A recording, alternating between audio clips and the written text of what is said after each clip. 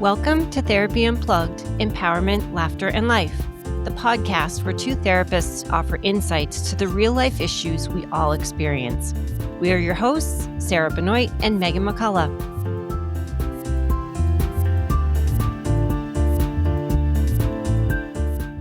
Welcome, everyone.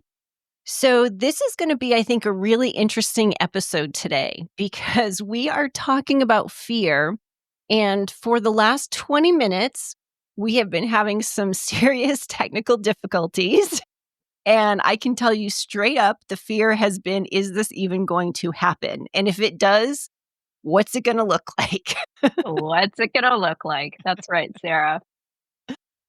So, I guess I want to start by, I'm going to throw some things out there. When I initially thought about doing an episode on fear, I had thought about things that, like, what do people bring us in therapy sessions, right? Like, they're pretty specific.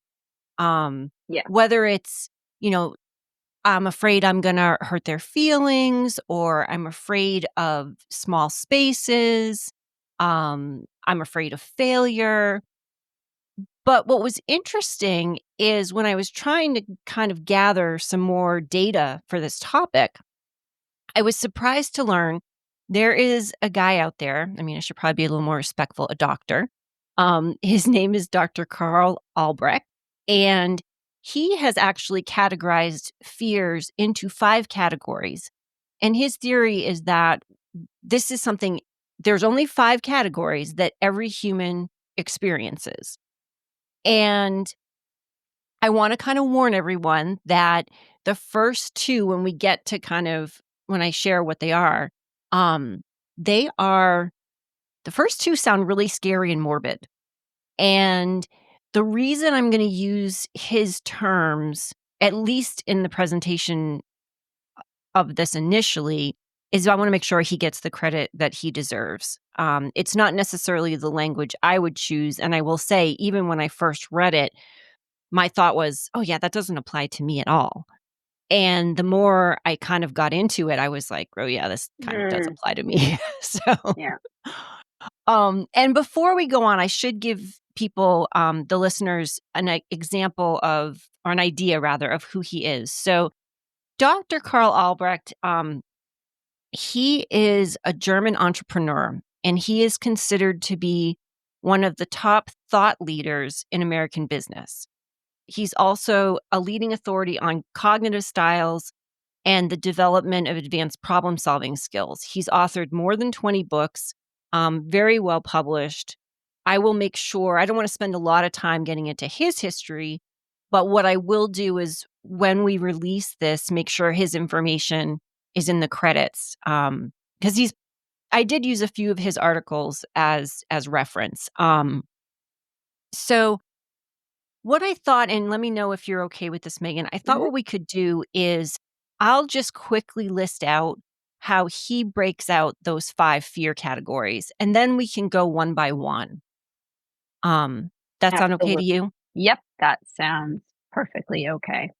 Okay. So Dr. Albrecht lists out the 5 types of fear as follows. 1, fear of extinction. Sounds pretty heavy. 2, fear of mutilation or body invasion. And I'm not going to lie, like I said, when I read these 2, I was like, yeah, I don't have this problem. But you will find that I do and a lot of other people do. 3, the loss of autonomy. 4, separation, abandonment, or rejection, which I think that's something you and I see a lot of. Absolutely.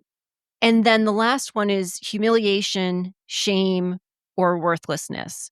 And some other people refer to that as ego death. So if we were to look at that first one, that what he calls the fear of extinction, I would call that more a fear of death or a fear of just existing. Not necessarily when I thought of extinction initially, I thought of like the world blowing up. And I think when you and I talked, I said to you, I'm like, I don't worry about that because that's nothing I have control over. But then getting more into it, some examples might be, and I don't know if you've experienced this, I do have some adults that are fearful of the dark. Yeah. They're fearful of, things like heights or flying or things like that. What are some of your experiences with this particular category? Sure. So it's interesting. I would say that this category, and yeah, for me, I think of it as fear of death. Uh, Mm, but this comes up a lot in hypnosis in my hypnotherapy sessions because just again a reminder, I'm a hypnotherapist as well as a licensed clinician. mhm, And certainly this category can come up in my therapy sessions, but I would say it comes up this specific fear comes up much more in my hypnosis sessions because a lot of people are, when they have a specific fear. So, two that stand out in my mind, and you already listed them, Sarah, but fear of heights and fear of mm, flying in an airplane come up a lot with regard to potential clients calling me and saying, I noticed that you do hypnosis. Could this help? mhm, So those are okay, probably the top 2 for me within this category okay. that I see. One of and I'm kind of thinking you're gonna be able to chime in on this one, but the other one that I found falls in that category is disease, like fatal diseases. And I think we saw a lot of this during COVID, Yes. es- especially with people not, especially in the beginning, there was so much we didn't know about it. And it's, I don't know if you've got any, whether it's personal or clients, where, I know I've had people come in and some people are very specific around an illness they think they may develop or they do have, and others, it could be very broad. It could be the what ifs where it's like, well, maybe if I were Mm, exposed to this, I might die. mhm, mhm. Yeah, absolutely. I'm glad you brought that one up. I am now thinking of one client in particular that, has a lot of intrusive thoughts, and his intrusive thoughts often are related to um, fear of getting a specific fatal disease. So you're Mm, absolutely right. That would also fall under this okay. category of fear of extinction. Yeah. Okay. One thing I think, and I guess I'll share this. This is a personal one because I know I said like the first two didn't necessarily, Mhm. when I was thinking about this, didn't apply to me. Not that Mhm. I don't know why they wouldn't. Um, But the fatal disease part was or is a big one for me, and, um, shout out to my mom, because Mom, I'm gonna kinda dime you out here. Um, my mom is a very strong woman. She has fought breast cancer 3 times. She had lung cancer as a result of the breast cancer Mm. once, and the first time she was diagnosed, I was 13. So I was scared to death, absolutely scared to death. And long story short, when it came to my own health, I had to go and get mammograms early. Mhm. And the doctor literally would say to me, she'd be like, "You need to go get this done." I'm like, "Yep." And that would kind of be the extent of the Mm. conversation. And it got to the point where I said, "You are going to have to make the appointment for me before I leave this office because I will not go.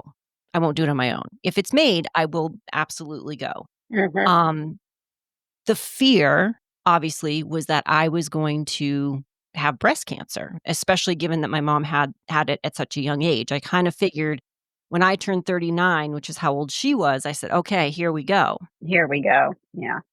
And what's been interesting about this is now that, I mean, I kind of came to a good place with it. I mean, I got a lot of pressure from doctors around, being genetically tested for the BRCA gene, all of that. And I refused to do it because my thought process was, and still is Mhm. actually, um, our minds are really powerful. Mhm. Mhm. And I could, if I have the BRCA gene, I could very easily then see myself will it to happen, so to speak. I Mhm. know that sounds Mhm. a little woo woo, but that was that was my thought. And then I started working with a naturopath last year. She brought it up. And the interesting part of the conversation is I sit with people every day and tell them that knowledge is power and Mm. that the more information we have, Mhm. the stronger we are for it. And I even said that to her. And I really thought long and hard. I talked with my mom. She, continues to meet with her oncologist, and that's been an ongoing dialogue for them around what I need or want. And I was on the brink. I was like, maybe I'll do it. And I just couldn't pull the trigger. Mhm. Mhm. And that fear is still there. However, if I were to test positive for the gene, I also know myself and my anxiety, Mhm. Mhm. and that's harder to live with for me. So I had Right. to make that decision. Wow, And so oh, go sorry, go ahead. ahead. Well, I was just gonna say, so it sounds for you, Sarah, that, and I know I don't mean to jump ahead into strategies, but Sure. since you're sharing this story, and by the way, I really appreciate you sharing this story, Thank you. and I'm sure our listeners will appreciate it too. But if I'm hearing you right, it sounds like one of the ways you are able to, let's say, diminish the fear, because a healthy dose of fear, let's face it, right? We all have fear.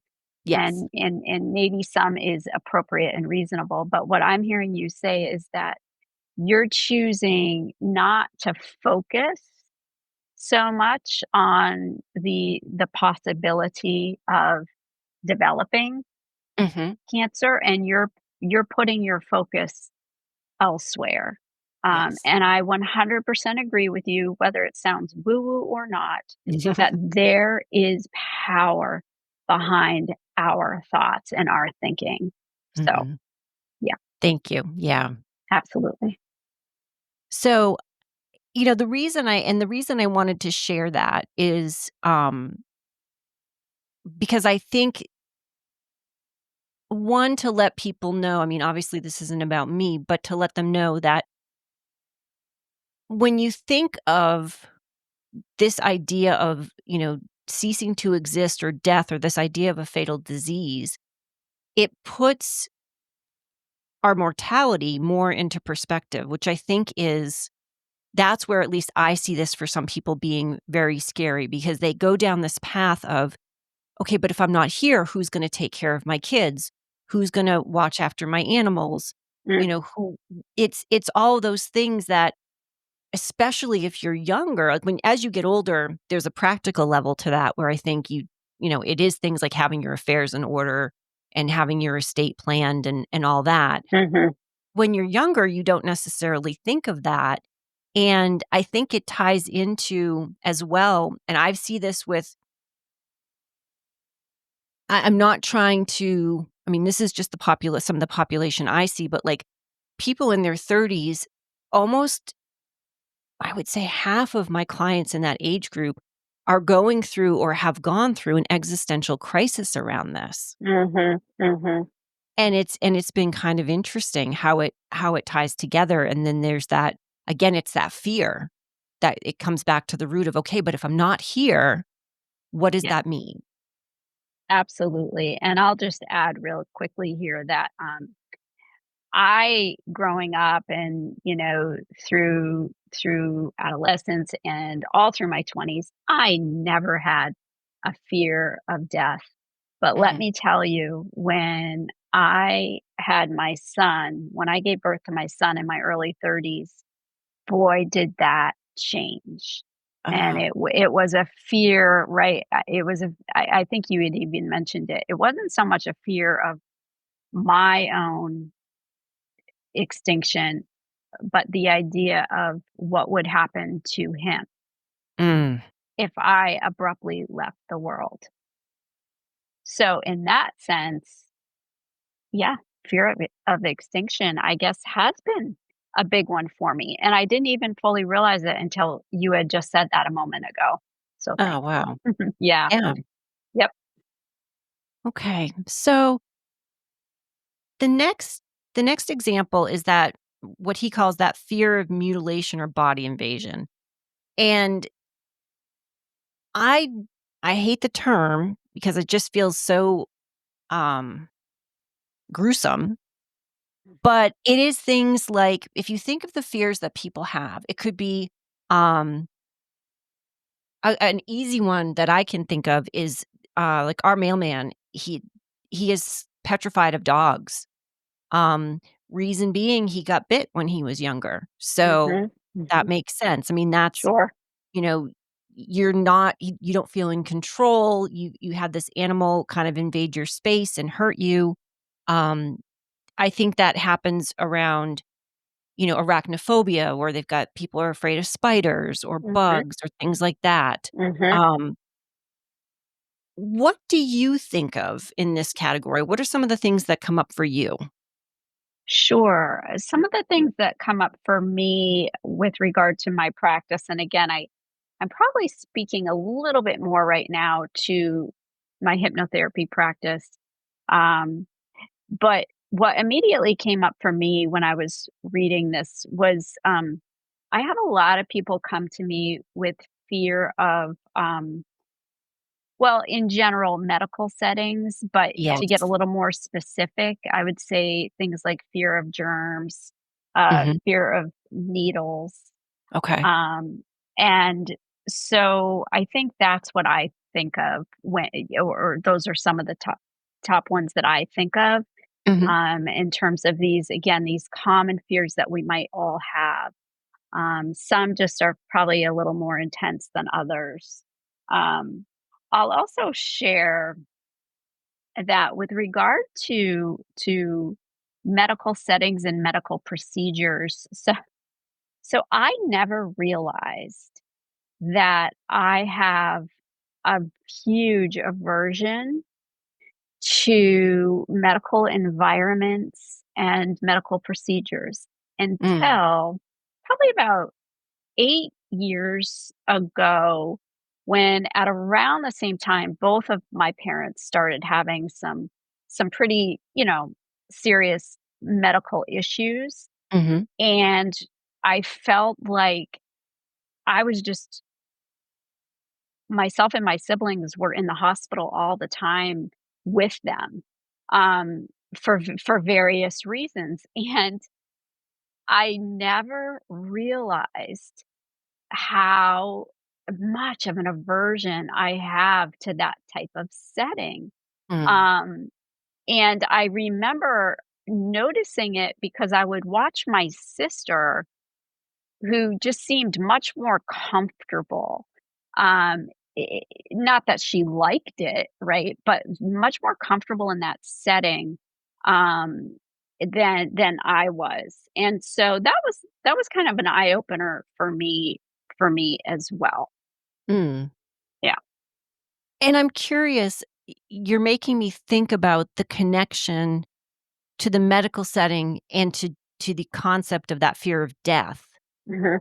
And for you, do those 2 connect or No, are they independent? Okay. no, for me, maybe more connected to um, fear fear of germs, like being in a Okay. hospital setting, but then also, yeah, not it, it's hard to explain, but um, when I would witness like a medical, even something as simple as like, let's say, my mom would have to have her blood drawn Mhm. in the hospital. I noticed I would just have this very visceral reaction to having to watch that. Mm, Um, so it wasn't that in that moment, like, I was concerned, you know, for her safety or anything like that. It was more just the idea of it and maybe the slight, pain that might be associated too, okay. um, for her, like being an empath, like Mm, kind of feeling into that. So, yeah. yeah. Mhm. Yeah, I see that a lot, and, I mean, we could probably do a whole episode on Mhm. medical fear. Mhm. Mhm. I've got a couple of people who that is something that we've worked a lot on and Mhm. continue to, Mhm. whether it's, like you said, the fear, it could be of needles, it could be someone else's pain, the Yep. germs. Yep. I mean, it's as soon as if I go to the doctor's office, the first thing I do is I'm washing my hands as soon as I'm out of there. Right. Yep. Um, you know, and just being, I think, more hyper aware to that. If and so I think it's something, and I've had people where they really want to take care of themselves, but the fear is so great that they Mhm. really struggle to get beyond it. Mhm. Mhm. And I won't go into the strategies, right now, but I mean, that is something that I think definitely ties in is this feels like a big one for a lot of people. Yeah. Agreed. Okay. The next category is, and I think this is, I mean, the next 3 I think is what we see the most of Mhm. in our practices, but that next one is that loss of autonomy. And I know when I think of autonomy, I think of I think of it on the level of, like, maybe my body, but Mhm. also autonomy, whether that's, um, can I how long before I'm not able to take care of myself any longer? Right. Yes. How I know for some people, it's, like claustrophobia, feeling, like, trapped. Mhm. Mhm. So I'm curious, when we think of autonomy, what are some of the things that you think about? Mm. The I would say that the immediate thing that comes to my mind, is the fear of aging, Mm, and, I it's interesting because I have quite a number of clients right now that are, they're older than me. I mhm, have a couple of clients that are in their 70s. I have quite a few in their 60s, but it, we certainly have conversations in therapy just about um, their their concerns, their fears, right? And I agree with you. I think yes, they're physical, mhm, but I almost hear more about the fear of like starting to go into some cognitive decline. mm, I think that can be almost, just as fearful, if not more, for some people, not for everybody, of course. Um, right. yeah. So I'm really honored actually to work with some people that are in their 70s because A, they've lived a long time, they have a lot of wisdom to share, but B, Mhm, I feel honored to kind of be going through this phase of life with them where they know, right? Like, yeah, I mean, time is ticking. mm, And how do they want to spend, whether it's, how do they want to spend their retirement? How do they want to spend their days? Um, uh, are their values changing, right? Like maybe they were workaholics when they were younger and now they're mm, they're really more looking at, yeah, you know, how do I connect with my loved ones? Um but underlying all that, right, I think is just this. you know, this fear of loss of autonomy. Mm, It is a big one. Yeah. yeah.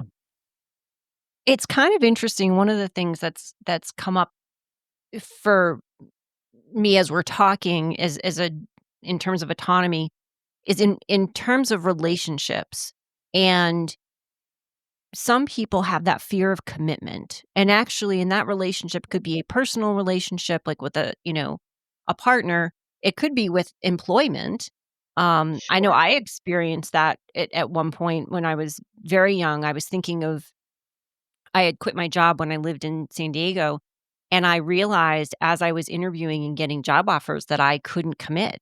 And Mm, and they were, they were good offers, and I'm in my head, I'm like, "Why am I not being able to say yes to one of these? Like, I need a job."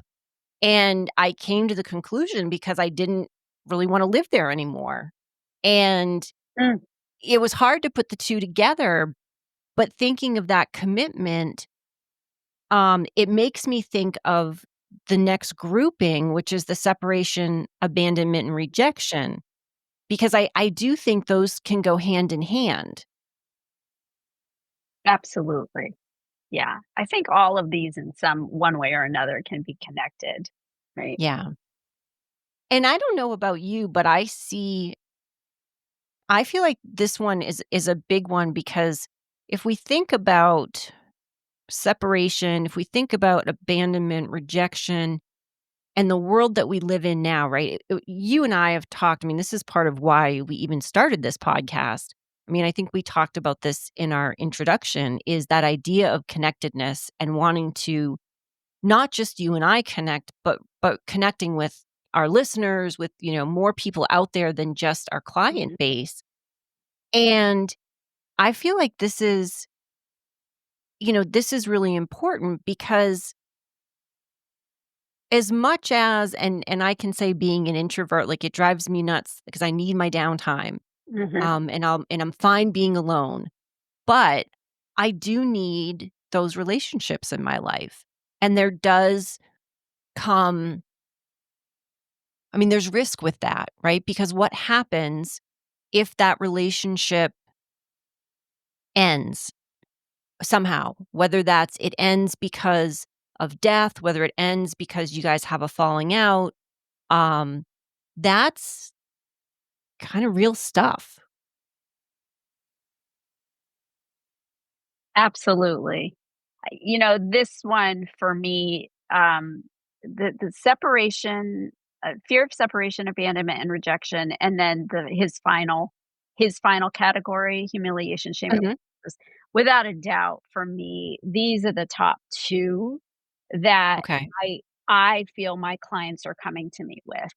Um, Mm. Again, and I know I've said this in previous episodes, but I'm not saying that my clients are coming to me saying, you know, I have this real fear of abandonment and I want to work through it. Now, sometimes they are, but Mhm. it's not even on their radar that that may be what is going on for them. Mm. And um, I know I've talked also a lot about the inner dialogue that I think we can get hooked into without even realizing it. Mhm. I really feel that this underlying idea of I'm not lovable or I don't deserve love, Mm. I think it comes up a lot in my sessions, but sometimes it takes a little time to kinda unravel, like, what's going on beneath the narrative, right? And once we start to unravel the narrative, um, fear of abandonment and Mm. rejection, it's a big one. Yeah. Yeah. Yeah. It's interesting too because I mean, it's very interesting when we have these conversations because I think about, you'll often say, like, I think you said this in one of the first episodes where people don't necessarily come in and say, I feel like I'm not lovable, um, or I'm not enough. But in the EMDR world, part of what I do is I get them to that point where they're really nailing down that pinpointing that negative cognition Mhm. and to what I find that happens a lot of times when the abandonment or rejection comes up is when someone is when they're in a relationship, again, it doesn't necessarily have to be a romantic relationship, but when that relationship becomes more intimate Mhm. or there's, as we've talked, I think we talked about this in our last episode, that idea of vulnerability and being your authentic self, Yeah. that can bring these fears up in a huge way Oh, because, absolutely. you're taking that risk and you're saying, "Okay, I'm gonna let you see me as I am, and what if you decide to leave or what if you don't like it?" Mhm. Yeah. Yeah, I mean, I might be wrong about this, Sarah, but I would almost say if we're being honest with ourselves, that's a universal fear at Mhm. some point in our life. I mean, Yes. I think that we've all felt that. I don't mean we're all walking around feeling that way all the time. In fact, I hope not, Right? because that's, that's no way to live or to thrive. But I do feel like that's a universal fear. Yeah. Yeah. When that last category that you mentioned, the humiliation, shame, and worthlessness, um, do you have examples of that? Because I view that as a fairly broad category, Mhm. but I Mhm. think there it can be really broken down into smaller chunks. And I didn't know if you had any Yeah. thoughts on that. Yeah, I'm definitely on the same page here. This is a broad category, but again, one that I hear about all the time. So, Mhm. a couple of the things that came up for me in thinking about that category, I would put fear of failure in this category. Mm. And again, that's broad too, right? But it, eh, so whether we're talking about fear of failing a relationship, fear of failing at your job, Mhm. fear of trying something new, like this podcast, Yeah. Right. right? And it not, not living up to whatever expectation you might have for it. Um, Fear of failure is a big one. I Mm. think related to that, you could maybe think of like performance anxiety. Oh, As good one. yeah, as I certainly have worked with clients on very specific things that they were, um, concerned about from a performance perspective, Mhm. and again, now I'm thinking about my hypnotherapy practice, but I have one client who, is a moderator for his town, so he goes to Oh. the town meetings and he moderates. And we've done a lot of work around his fears, right? Of like failing at that Mm. or like being at the meeting and suddenly just kind of like choking on his words or all these things. Fear of public speaking, right? Like Right. these are all understandable things that so many of us um take issue with. And I Mhm. think that one of the reasons we're bringing these to the light is again to show people that we all have, to one degree or another, right? We all have these insecurities, we all have these fears. Right. And so hopefully soon here we can maybe get to talking about some ideas we have on how to diminish, right? Diminish fear and maybe step into something that feels better. Um, yeah. Yeah, and I think that's a great segue because, I think I even liked how you just phrased that, where I do think it's about feeling better, because if you think of fear, even on a cellular level, it takes a lot of energy. I mean, when we're scared, when we're uncomfortable, we might tense up or, Mhm.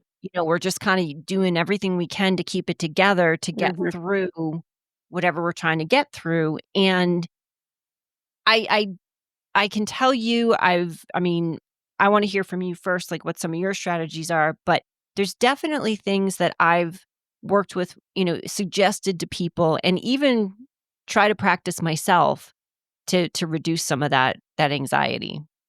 Sure. Yeah. Well, I will share the first one that I put on my list, and I know we probably won't get to all of them. Mhm. But honestly, one of my top strategies is to use hypnosis or self Okay. hypnosis in hypnotherapy techniques.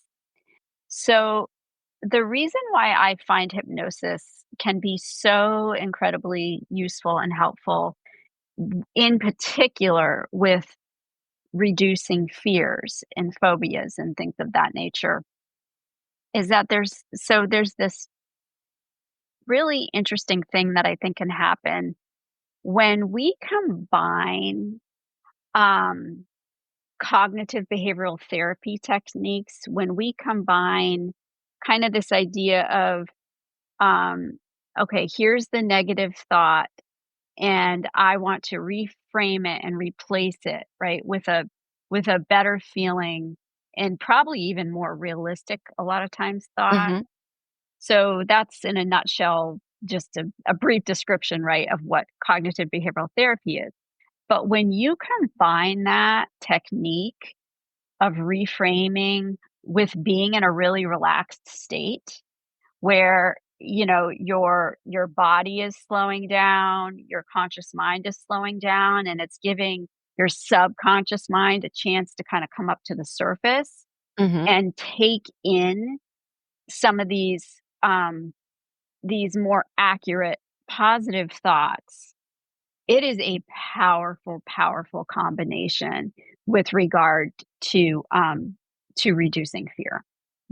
I like that. I like that, and I hadn't thought about it from, like, I mean, it's not that I hadn't thought about it. I think it's I wouldn't have verbalized it like you just did, which I think is really helpful Mhm. because the cognitive behavioral piece, I think, is something that I think a lot of people use because, like we've talked before, you really wanna restructure that thought pattern and that, you know, switch the negative to a positive, so to speak, but that Yeah. makes a lot of sense, like, the more relaxed you are, the more open you're gonna be to Mhm. adopting that. Exactly. Exactly. Yeah. Yeah. That was one of my solutions too is I mean, I think CBT is very helpful. Yeah. And maybe one of the things and I'll be curious just to kinda throw out there to our listeners, if you want us to get more into examples in terms of, like, what CBT strategies or, Mm. what Mhm. hypnosis strategies, Mhm. feel free to email us or leave comments, on your platform that you're listening, and, we'd be happy to do more around that. I think the other thing, and I'm gonna say this with caution because one of the things that I will do is gradually, small, depending on the person, how small, expose them to that fear. Yes. And it's exposing them more sometimes in the beginning to the idea. Mhm. Uh, so, if you're claustrophobic, I'm not gonna say, "Okay, go crawl into that cubby hole right now For 2 hours, right. for 2 hours," right? But I think that's a good first step, and I think it's really just identifying, "Okay, what is my fear, but what's at the root of my fear? Where Right. does this come from?" Right. And I'll often tell people, like, as part of that exposure is and we've talked about this is generally something we say almost every episode, where it's that idea of self-reflection Mhm. and self-assessment and really kind of drilling down, and I will often suggest to people almost to kind of keep, like, a journal or a record so that they can start to see patterns, especially if one of those things is to desensitize them to it, so they can actually also see some measurable progress. So, for example, if I'm trying to think of a good example. Walking into the grocery store, if the thought of it, just the thought of it, puts you at a 10 out of 10, Mhm. worst case scenario, 10 being the worst. Okay, let's work on getting you down to a 9. And maybe Exactly. we just talk about it for a little bit. I'm not gonna tell you to go to the store right now. I'm not gonna tell you to, go in and do a full shop. Let's just talk about that and try to get that distress scale down. Yeah, absolutely, Sarah. And, I'll piggyback on that technique for a minute and give another one that I know I think we talked about this in our first episode, but it's an interesting segue into another technique because on the surface these are going to sound very different from like Mhm, what you just shared, but I actually think there's a way to combine them. So, this exposure, whatever you want to call it, exposure therapy, right? Or just kind of dipping your toe into the water as you're talking about to really what I think you're saying is like shining the light on the fear mhm. in small ways so that it can start to release, right? Yes. And so the strategy that it's making me think about, which on kind of seems very opposite, but is the 10,000-foot view strategy, right? Mm, So we talked about, I think it was in our first session, episode, about this idea of when something is really, if we're having a really intense emotion about something. So in this case, let's say it's fear.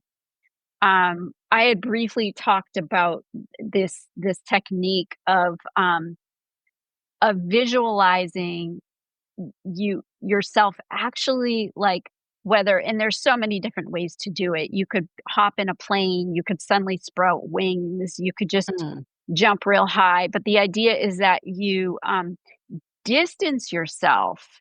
You really take this big picture view, right? mhm, Whatever is coming up for you so that it's not right in front of you. And what I was just thinking about when you were talking about your technique is maybe there's a way to take that 10,000-foot view for a moment, right? Like mhm, temporarily so that you can gain perspective, so you can, you know, perhaps look at this fear in a slightly different way, a slightly diminished way, mhm, and then come back down and dip your toe into the water, so to speak, where you're actually uh you know, facing the fear in a gentle way. mm. Like you said, you may not be ready to walk into that grocery store if that's terrifying for you, Right. but maybe you'll be ready to, journal about it. Mhm. Or you could do a guided perhaps like a guided visualization on walking into the store Yes, I like and that. yeah, feeling centered. Um, so yeah, it's just an interesting way to think about it, kind of like interweaving between stepping into the fear, yes, but then also pulling back.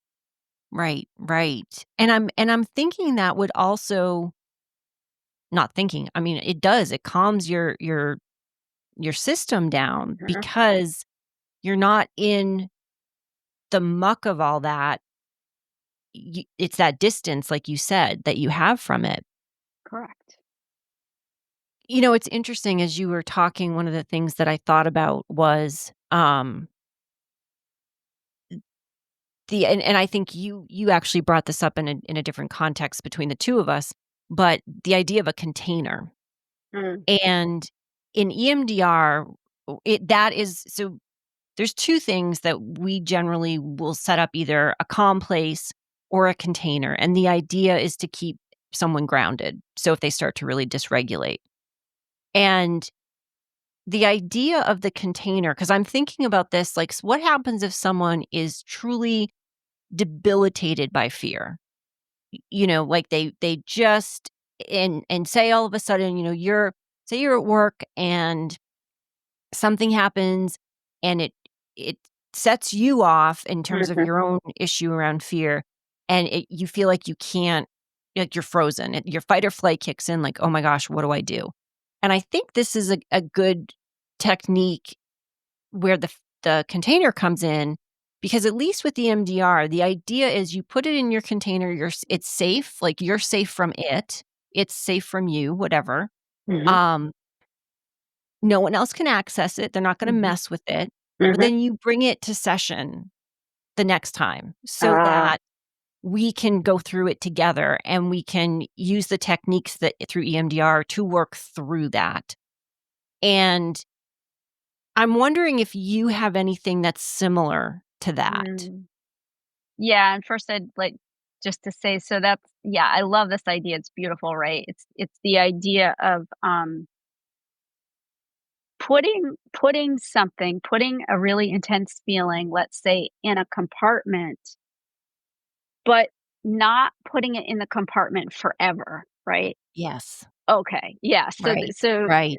so the idea is we put it in the compartment until we are in a safe place, whether when we're in a centered place where we can then take it out of the compartment to gently shine the light on it, okay, to Yes. start to look at it, to because that's the way our fear can start to relieve.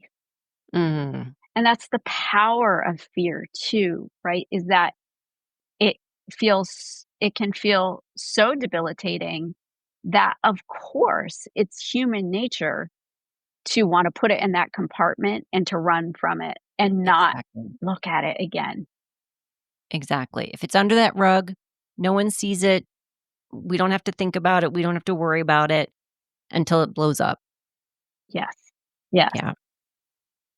And so the only thing I would add, to your question, do I have an example of maybe how I would use a container? I certainly sometimes use it in hypnosis Okay. because it can be a pretty powerful thing to be in a relaxed state and do this process, right? Of, maybe before the session started, your fear is at a 9, but then as we do a progressive relaxation and as your body starts to slow down and as your conscious thoughts, those fearful thoughts begin to slow down, Mhm. that's a great time maybe to inspect whatever is in that container. Mm. Yeah, Nice. I to like that. start to release it. Yeah. Yeah. Okay. Do you have any other strategies that you wanna put out there for people? I'll just mention one other one. Now, of course, there's many, right?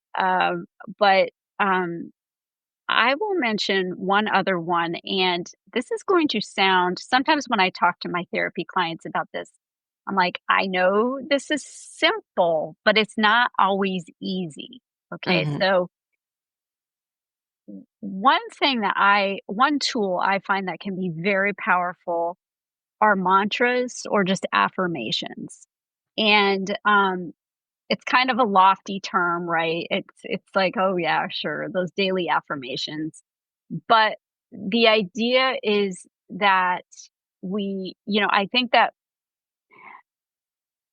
we spend so much time, maybe without even realizing it, in our minds, uh, focusing on the negative, focusing on the Mm. fear Yes. that we don't even, I think sometimes we don't realize really how much of our brain space is taken up with fear. Mhm. And so I sometimes use, whether it's in therapy or hypnotherapy, some really simple and powerful affirmations or mantras.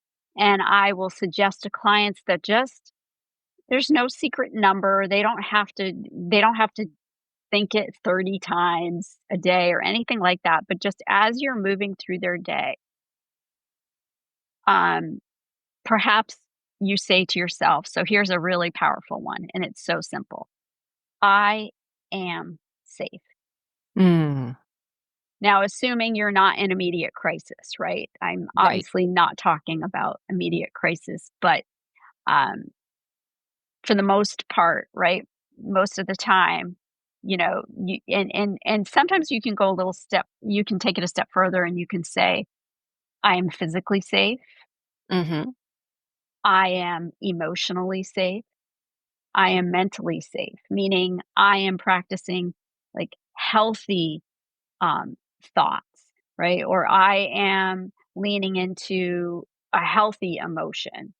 mm, Um, so safety, I guess this gets back to the very first category of fear of extinction. Safety is a big one that I use. Very similar. It's well, not similar, but it's as powerful as I am enough, and I know I've mentioned that before too. yep, Um, but it's in that same realm of a mm, very, very powerful thing that if you start really leaning into that, um, I think it can start to shift, right? Slowly but surely. I'm not saying that these things are gonna happen overnight, right? And that you're gonna say, "I'm safe" a couple times, and then suddenly the fear is gonna go away. I'm certainly not saying that. That's really thank you for bringing that up because that made me think of one I think I do something similar, but I word it differently, Mhm. where I encourage people to set an intention. So, for example, I had gone not last summer, but the summer before, I had gone out to Colorado for a conference, and that last category, the humiliation, shame, and worthlessness, really popped up for me, Mm. and I wasn't anticipating it at Mhm. all, and it was incredibly overwhelming, it was very overstimulating because there was so much going on, and after my first day, I woke up in the morning and I said, "Okay, how am I going to get through this? Because I wanna learn, it's why I'm here, I wanna connect, but there's a lot of things that are coming up." And every day was different, but I would start and I said, "My intention today is to be calm. My Yeah. intention today might be" one day was to be open. Yes. And when I started to get anxious or feel dysregulated, when I would say that to myself, it was amazing how how much better I felt. And like you said, there was no number to it. There was no magic Right. number like say it 30 times, Mhm. um I'm pretty sure I probably incorporated some breathing with that, Mhm. not necessarily on a conscious level. Um, but I think, part of what even as I'm speaking now, what I'm realizing is so much of this is really digging in our toolbox of strategies and saying, "Okay, I'm gonna try it." Right. I'm open to trying, right? Exactly, Mhm. exactly. Mhm. Because I will say to people, and I did this where I used to have people write things down, and I've done it myself where it's like, "Okay, here are all my strategies." Because when you're scared, you aren't gonna be able to think as clearly. Of course It's not not, gonna be as right. easy. So if Mhm. you can just open your phone or, wherever, if you have a sticky note that says, "Okay, this is the strategy I'm gonna try right now," and you may try it and it might not work, and that's okay. Let's go on to the next strategy. Yes. Um, but having that toolbox and knowing like, okay, I can pull some of this stuff out, I think is really helpful. And I think it's interesting as what I've noticed today is we have drawn back on our previous episodes a lot. Mhm. And but I think this one in particular with fear, for me personally, brings us back to that very first full episode of You Are Not Alone. Yep. Agreed. Agreed. And it makes sense if you think about it because the whole premise of not only that episode, but I maybe what we're trying to achieve here is to show people after years and years of being in private practice and having the honor to work with hundreds Mhm. of clients at this point, sharing their deepest, darkest fears, thoughts, worries, concerns, narratives, it's all connected. And Yes. so it makes sense to me that we are drawing back to to some of these earlier episodes. It Yeah. makes sense. Yeah. Before we close out today, Mhm. are there any other strategies you wanna offer up for people? I don't think so. I think that I'm feeling pretty good about what we have shared today. Okay. And do you wanna I think you're gonna say I mean, I know when we close, we generally say, "Tune in next time when we're gonna talk about X." I think you're gonna do a better job because you've had this conversation. So can you kinda just throw out there what we're planning on talking about for our next episode? I would love to. So this uh topic came from a listener, and I absolutely love the topic. She asked me if we could do an episode on how to lean into discomfort. Mhm. And she was specifically talking about like mental discomfort. But how do we sit with these uncomfortable places that clearly we all find ourselves in, maybe Mhm. even especially now? There's a lot of stress out there. There is. And so that was her question to me. And I absolutely love it because life is not always about being comfortable. Right. Sometimes we are experiencing a lot of discomfort. And how do we sit with that? How do we learn from it? How do we start to shift our perspective so that it's not something that we fear? Mm. And there's that word fear again. There it is. Okay. Well, thank you everyone for joining us. As always, we love having you here. Yep. Thank you and take good care.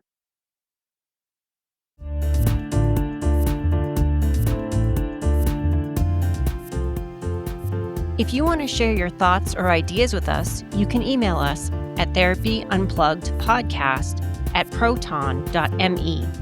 Until next time, be sure to subscribe to Therapy Unplugged Empowerment, Laughter, and Life on Apple Podcasts, Spotify, and anywhere you get your podcasts.